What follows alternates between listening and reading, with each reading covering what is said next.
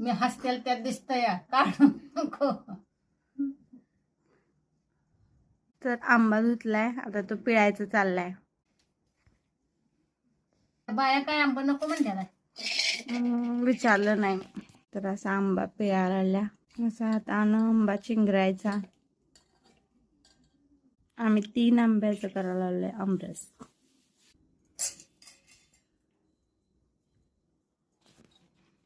तर आता चाललाय लास्टचा आंबा पिळायचं. कसं डझन विकताय आंबा तुम्ही आता?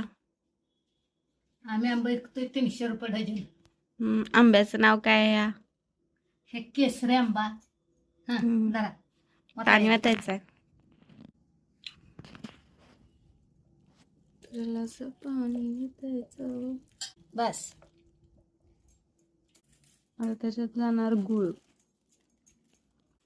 गुळ किती होता तो? किती होता गुळ? गप की जरा. अगं सांग की किती होता? पावशेर होता. मग किती पावशेर सगळा टाकणार आहेस काय? नाही, पावशेर गुळ मधला थोडासा ठेवलाय. केवढा ठेवलाय? एवढासा. त्या पोपडीत सुंट होती. तुला दिल्या की तिथं? बघू ही काय सुंट आहे? फोडलेलं नाही ते. फोडून देतो. त्या कागदातले दे. कागदातले नको ते. तर गुळाला त्याच्यात चालले हे करायचं, मिक्स करायचं. आता सुंठ टाकायचंय. टाक एवढं टाक सगळेच जराशी. एवढे टाक जरा, तुला सांगतो. टाक यात. टाक अजून.